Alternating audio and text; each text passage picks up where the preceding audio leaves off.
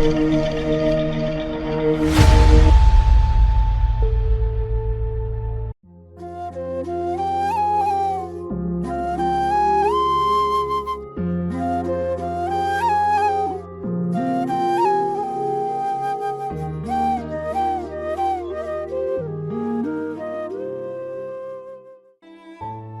കഴിഞ്ഞ് വീട്ടിൽ പോകാൻ ബസ് കാത്തു നിൽക്കുന്ന സമയത്ത് ഒരു ഭ്രാന്തൻ ബസ് സ്റ്റോപ്പിൻ്റെ അരികിലൂടെ നടന്നു പോകുന്നത് ഞാൻ നോക്കി നിന്നിട്ടുണ്ട്.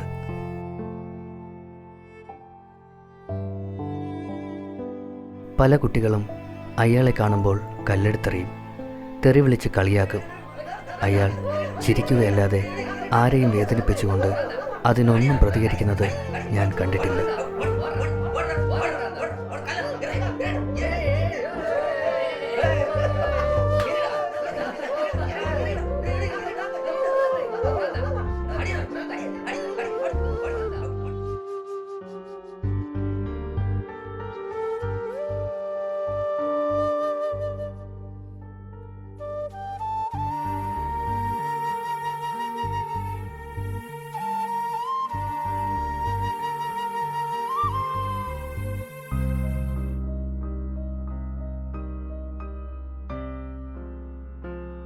വേദനയിലെ ചിരിയുടെ ഇടയിലും അയാളുടെ കണ്ണുകളിൽ വല്ലാതെ കണ്ണീര് കെട്ടി നിൽക്കുന്നത് ഞാൻ ശ്രദ്ധിച്ചിട്ടുണ്ട്. കരയാൻ ആഗ്രഹമുള്ള, പക്ഷേ ഒരിറ്റ് പോലും കരയാനാവാതെ ജീവിക്കുന്ന ഒരാളാവണം അയാളെന്ന് എനിക്ക് അപ്പോഴൊക്കെ തോന്നിയിട്ടുണ്ട്.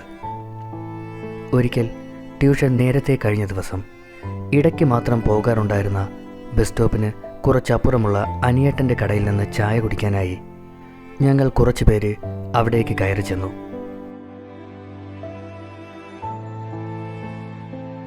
അനിയേട്ടാ, 3 ചായ.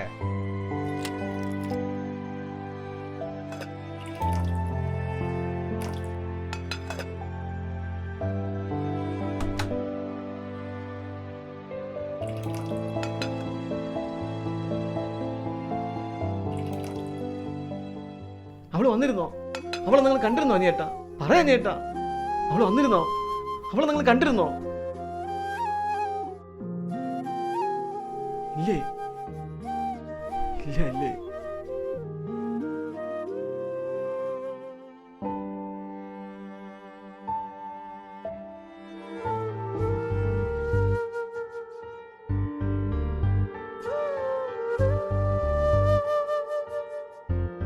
അനിയേട്ടാ, അയാൾ ആരെയാണ് അന്വേഷിക്കുന്നത്? സീതയെ, അവൻ്റെ ഭാര്യയെ. അവൻ്റെ കൺമുൻപിൽ വെച്ചല്ലേ ആ വലിയ അപകടത്തിൽ അവൾ മരിച്ചത്. അവനവളെ അത്രമാത്രം സ്നേഹിച്ച് കാണണം. അതുകൊണ്ടാണ് എന്നും അവളെയും കാത്തിരിക്കാറുള്ള ഈ വരാന്തയിൽ വന്നിരുന്ന് ഇങ്ങനെ ചോദിച്ചുകൊണ്ടിരിക്കുന്നത്.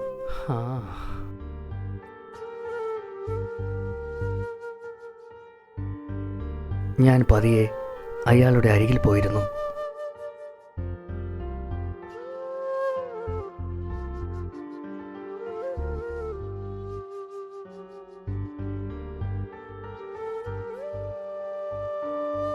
സീതേച്ചി വരും.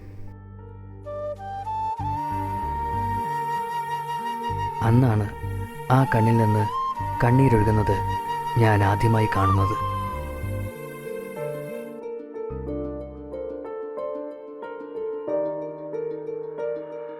കല്ലേറുകൾക്കും കളിയാക്കലുകൾക്കും ഒന്നും വേദനിപ്പിക്കാനാവാത്ത, കരയിപ്പിക്കാനാവാത്ത നോവിൻ്റെ കണ്ണീര് സ്നേഹത്തിൻ്റെ മുന്നിൽ മാത്രമാണ് നിറയുന്നതെന്ന് ഞാൻ മനസ്സിലാക്കിയത് ആ നിമിഷമാണ്.